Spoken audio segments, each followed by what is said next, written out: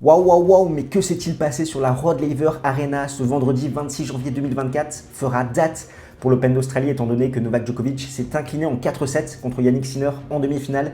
6-1, 6-2, 6-7, 6-3 en quasiment 3 heures et 30 minutes de jeu. Et franchement, c'est un exploit XXL de la part de l'Italien. Pourquoi ? Parce que Novak Djokovic était invaincu une fois qu'il passait les quarts de finale à Melbourne. 10 victoires en demi, 10 victoires en finale. À chaque fois, il allait chercher le titre. Il visait un 11e sac là-bas, un 25e titre du Grand Chelem. Et il s'est incliné contre le jeune Italien qui a montré tous ses progrès réalisés depuis la fin de saison 2023. Et surtout, le Serbe qui a fait quand même un match assez catastrophique avec beaucoup de fautes directes. Les conditions de journée, un démarrage assez lent, un manque d'énergie, ça a été très très dur pour lui. Bien évidemment, on va revenir à chaud sur cette performance de l'Italien et on se retrouve tout de suite après le jingle.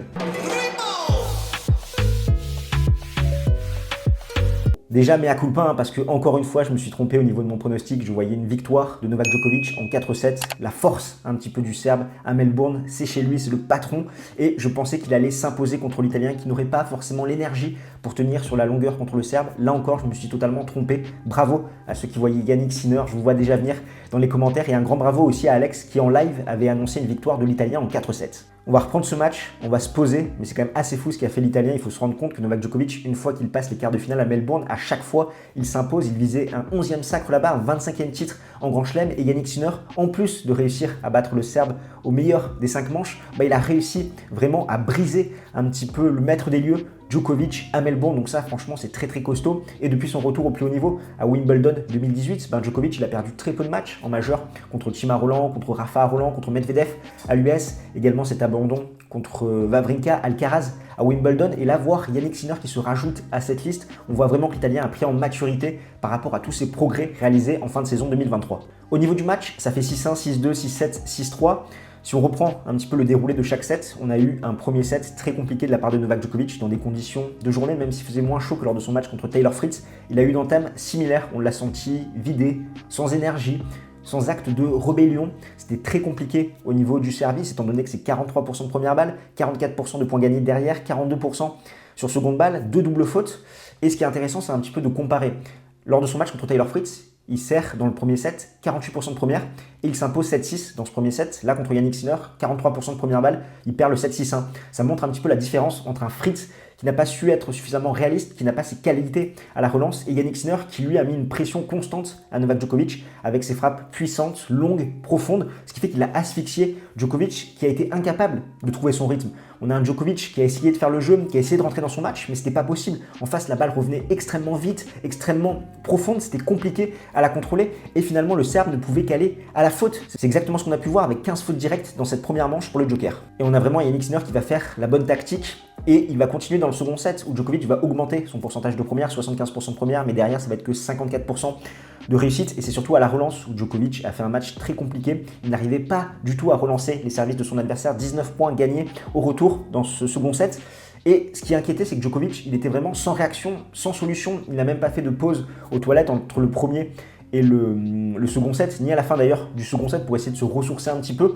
On le sentait vraiment mettre un petit peu de son destin et de se dire aujourd'hui c'est un jour sans et voilà c'est comme ça. Et c'était un petit peu étrange à voir parce que Yannick Sinner fait un bon match, mais il n'était pas non plus dans un jour prime, je trouve en tout cas, parce que c'est à relativiser par rapport à la prestation de Novak Djokovic qui a eu beaucoup de mal, qui a fait beaucoup de déchets. Là encore, il était quand même à 14 fautes directes dans ce set pour seulement 5 contre Yannick Sinner, ce qui fait qu'à la fin du second set, il y avait 90 points qui avaient été joués et un tiers de ces points, c'était des fautes directes de Novak Djokovic. Et en plus, à la fin de ces 2 sets, il avait fait beaucoup plus de fautes, le Serbe, que lors de ses 4 sets contre Taylor Fritz. Et on sait que par rapport à ce match aux ATP Finals en finale à Turin, c'est Djokovic qui dictait les échanges, qui se montrait l'agresseur. C'est ce qu'il a essayé de faire.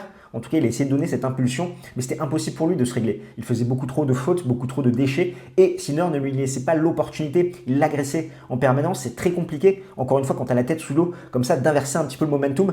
Novak Djokovic n'avait pas forcément ce niveau d'agressivité nécessaire pour faire la différence. On se rappelle de ses coups droits à 130 km/h en moyenne en finale à Turin. Là, c'était pas du tout le cas. Et Sinner, lui, qui a très bien défendu, qui s'est très bien déplacé, qui a très bien relancé également, qui mettait sans cesse la pression sur Djokovic, et Djokovic ne pouvait aller faire que des fautes, ou il manquait un petit peu des pas d'ajustement, notamment côté revers.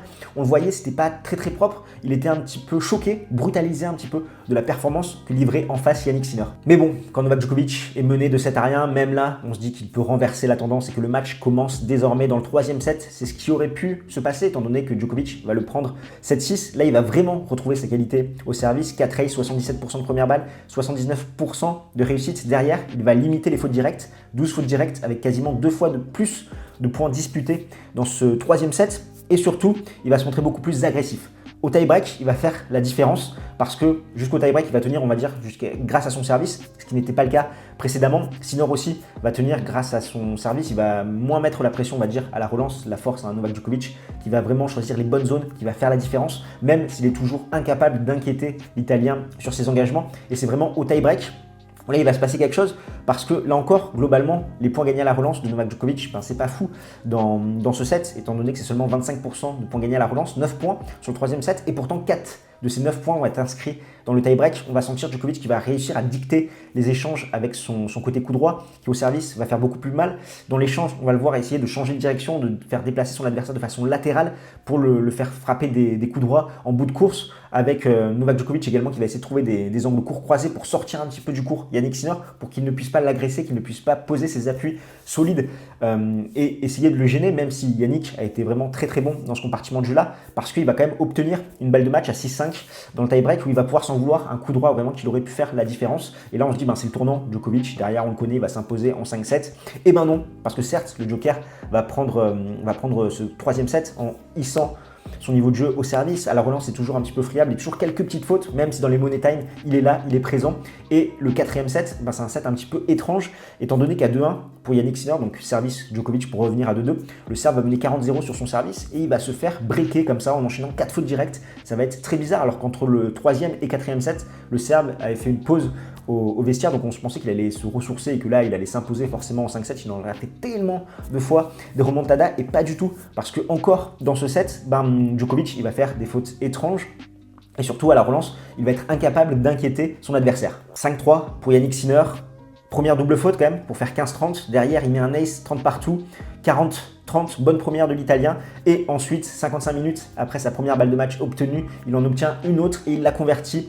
Incroyable ce qu'a fait Yannick Sinner quand même dans ce match, mettre la tête sous l'eau comme ça. Novak Djokovic s'impose à l'Open d'Australie contre le maître des lieux qui n'avait jamais perdu encore une fois en demi-finale. Sinner il a battu déjà Novak Djokovic au meilleur des 3 manches mais jamais au meilleur des 5, et surtout si ça allait dans un 5e set. On sait qu'Yannick Sinner, ses stats sont pas excellentes par rapport à ce qu'il a pu montrer, de grosses déconvenues. Donc là c'est franchement ultra solide de la part de l'Italien. Si on revient un petit peu sur la performance des deux joueurs, déjà Yannick Sinner qui confirme ses progrès fin 2023, c'est-à-dire un service de qualité, même s'il n'a pas un haut pourcentage de première, c'est du 59-60%, mais ça fait vraiment la différence. Parce qu'avec cette confiance, il est capable de sortir la première au bon moment, comme il l'a fait contre Novak Djokovic. Rends-toi bien compte quand même, c'est le 10e match de sa carrière où Novak Djokovic ne se procure aucune balle de break. Le dernier en date, c'est son abandon contre Thomas Berdych à Wimbledon 2017. Ensuite, on a Yannick Sinner qui a été très solide dans l'échange défensivement. Voilà, il glisse sur le court, même si Djokovic a essayé avec ses cours croisés de le déplacer de façon latérale. Il a été là, il a vraiment repoussé avec son coup droit. Il arrivait toujours à trouver de la longueur, de la profondeur. Il a fait mal à Djokovic, il l'a asphyxié, il lui a mis la tête sous l'eau pour que le Serbe ne trouve jamais son rythme. Et après, on peut parler également de son changement de direction côté revers qui est toujours très très solide. Et ça a vraiment fait la différence parce que Yannick Sinner, il a été patient dans ce match. Et ça, c'est important. Contre Rublev, il avait tendance un petit peu trop à surjouer. Mais là, c'était très très bon de sa part. 9 aces, 58% de première balle, 83% de points gagnés derrière et 63% sur sa seconde balle.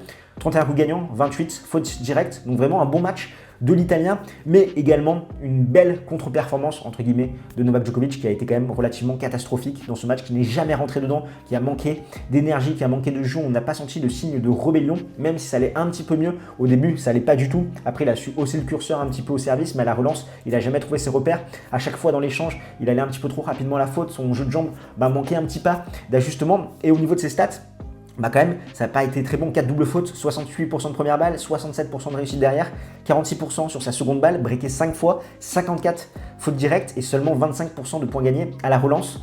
Donc c'est vrai que Djokovic, voilà, il peut s'en vouloir d'avoir subi un petit peu ces conditions, même si ça fait un très très bon match de la part de Yannick Sinner qui a été solide dans la tête pour s'imposer. Et je pense que Djokovic, il n'a pas non plus tenté de varier, de casser un petit peu ce rythme avec du slice, etc., de ralentir le jeu pour contrer un peu plus Yannick Sinner et le pousser un peu à se dérégler. Djokovic, il a essayé un peu voilà, de changer de direction, de le faire déplacer de façon latérale, mais en face, ça a répondu présent de la part de Yannick Sinner.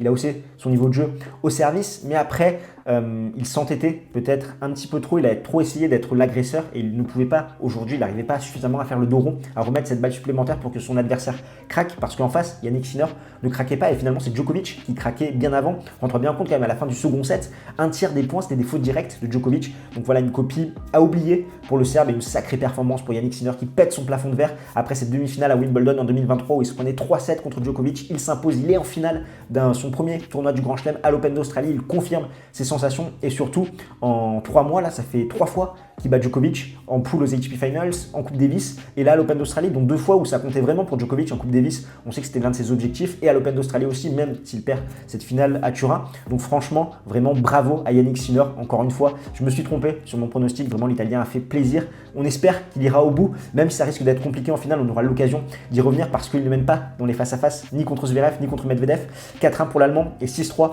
pour le Russe, mais on sait qu'il a passé un cap, qu'il est capable maintenant avec son jeu de faire de la différence, donc ça va être ultra intéressant et l'enjeu n'est plus le même pour l'autre demi-finale. Nous, on se retrouve en fin de journée pour une preview de la finale dames, bien évidemment, et ce soir à 20h30 en live pour revenir un petit peu plus longuement sur tout ça. Là, c'était vraiment une réaction à chaud. Encore une fois, chapeau à Yannick Sinner qui a battu le maître des lieux à Melbourne, qui n'avait plus perdu depuis 2018 contre Young Chung en 8e de finale. Exploit XXL. Franchement, là, je m'en remets pas. On va ensuite enchaîner sur le demi-finale. On va voir ce que ça donne. Pour le moment, se réveiller à 4h30, c'est compliqué. Un bon petit café et ça repart. On se retrouve ce soir. Dis-moi dans les commentaires ce que t'en penses. N'hésite pas à trash talker nos pronostics et nous, on se retrouve très vite. D'ici là, porte bien. Ciao, ciao tout le monde.